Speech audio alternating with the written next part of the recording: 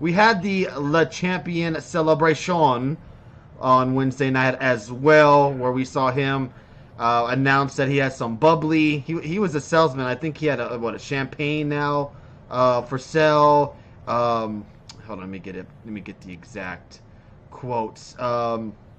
Jericho then shows off his little bit of the bubbly champagne and actually has a website for it. Jericho and Soul Train, which was Virgil, didn't try it out.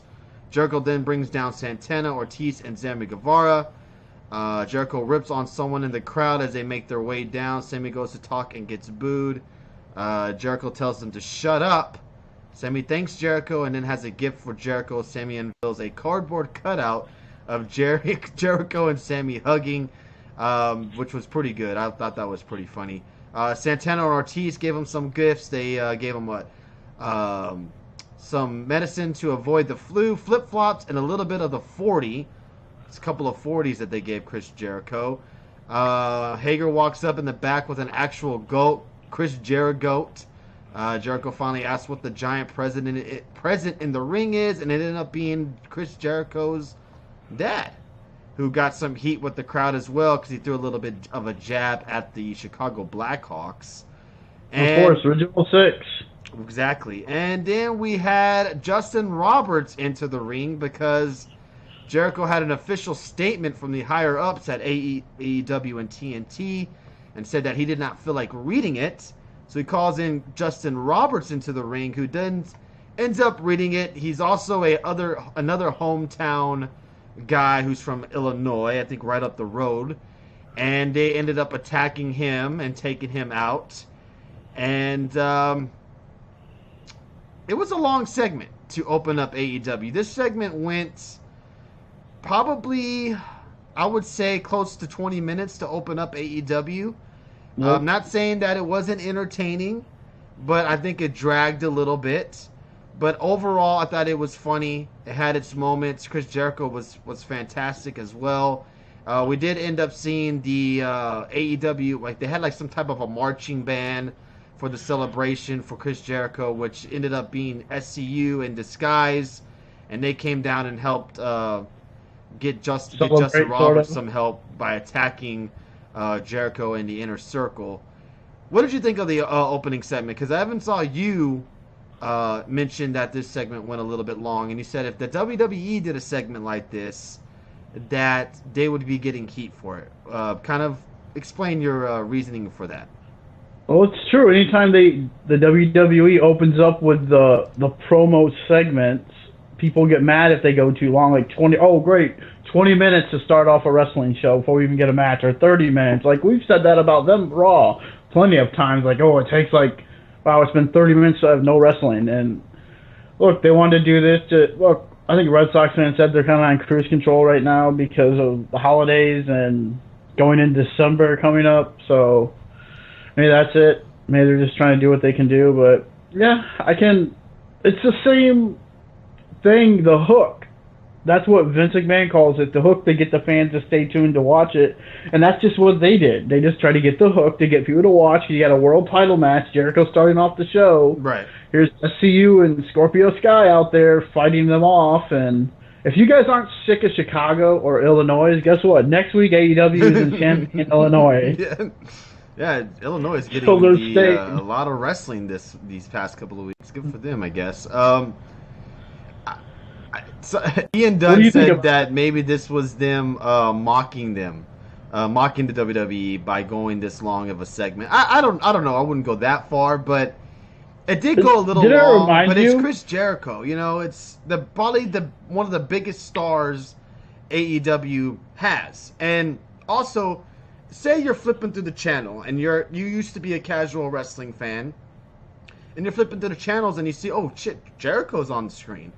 And you know how entertaining he is during these type of segments. You know, we saw him in WWE when he had his highlight reel, and then we saw it when he did the celebration or the best friend stuff with Kevin Owens. When he does these type of segments, and Dean Ambrose at the time in WWE, when he did these segments, they were entertaining. So if you're a wrestling fan, you may stay on that channel and watch it because of how entertaining Chris Jericho is. And it was an entertaining segment, I think it just went a little bit too long, in my opinion.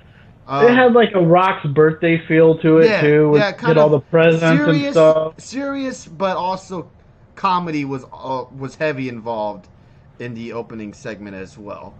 Next, Mr. Marion Watson says, "Sup, everyone. I don't have many positive things to say about wrestling, but I will say go check out." Oh, Steven 2411, thank you for the subscription, brother. Hey, Steven, props to you, brother, because I came in here this morning, to do some replays on Twitch, and I saw that you were in the chat room chatting with Ted.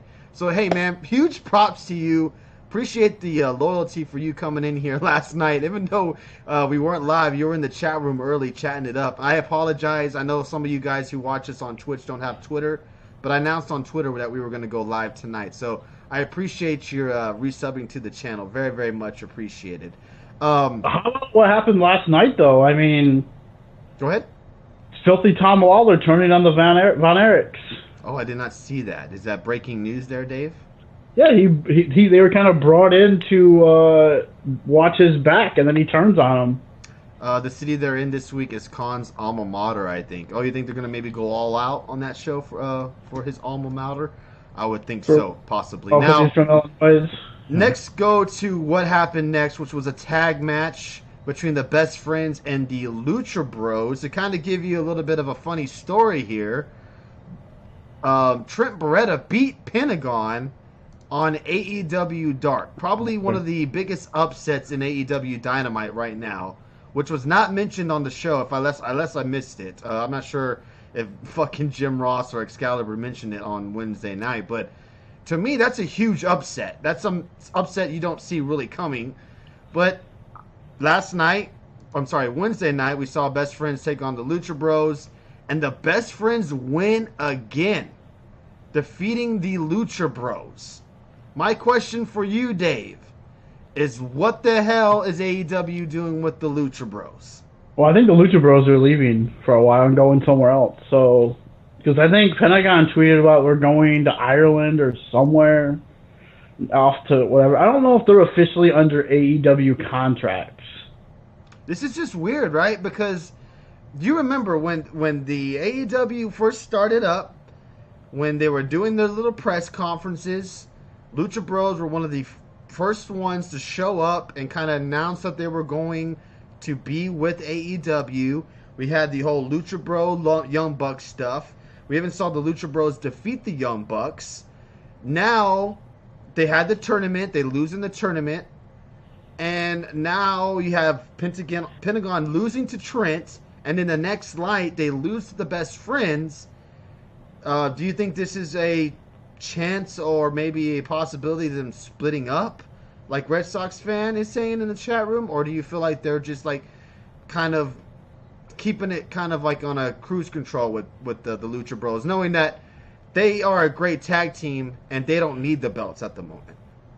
Yeah, but to me, if they're going to go away for a while, or maybe they're not, maybe they're going to stick around, but I don't know. I mean, it seems like they were going to be built up as one of their top tag teams, and you already beat the Young Bucks in a ladder match. I believe it was a ladder match. And, boom, they just lose week to week. Now it's kind of, they lose in the finals in the tag title tournament. And then they lose, Phoenix or Pentagon loses a singles match to Trent, and now they lose a tag match. I get a lot of people seem to be really high on Trent Beretta, or just Trent. Sorry, I thought I don't have anything against Trent. Like, I think he's a fantastic wrestler.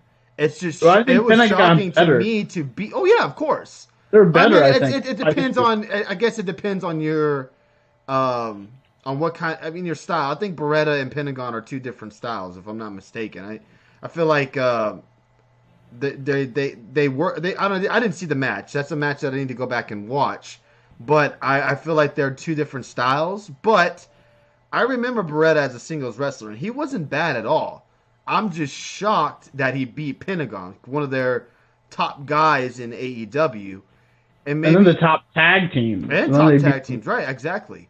They are full-time with AAA and full-time with AEW. It's complicated, says Red Sox fan. They're signed to a AAA contract too. See, if you're AEW, look, I get it that you want the recognition from across the world by letting your wrestlers wrestle other places, like the Lucha Bros, like Kenny Omega. But to me, doesn't that kind of hurt your show as well? Because it seems like they have to book the Lucha Bros a certain way now because they may go to Mexico and be gone for a while because they're going to be performing for AAA. And what happens if Kenny Omega has a match at AAA and gets hurt? Or, gets injured to where he can't wrestle for a while? That's the risk that I wouldn't take if I'm AEW. But, I mean, I guess it's working out for them. But, Lucha Bros take the loss against the Best Friends with Orange Cassidy at ringside. Looks like the Best Friends, you would have to assume, are going to be next in line for a possible tag team title match? I don't know who's the top in the tag title division, honestly. Honestly, your tag champions should probably be the Young Bucks. But they're doing what they're doing with... Or even the Inner Circle, I think they might... Or, Pride and Powerful or Proud and Powerful? I think it's Proud and Powerful. They're probably the number one contenders for the tag titles at the moment. But they did just lose last week to Private Party, so then again, you never know. Oh, it's Mr. Brandon Afters in the house. What's up, brother? Hope you're enjoying your time with your family and friends. How big of a partner is AAA to AEW? Like, are they paying AEW for the Lucha Bros, or do they kind of have some type of partnership where they can flip flop wrestlers? Is that how it is? That's what I want to know. With this AAA partnership. Ask Conan, because he's been working all these deals out, I'm guessing. SCU are still as fuck, says Red Sox fan. Wow, okay. Didn't seem like it last Wednesday night with Scorpio Sky against Jericho. Now we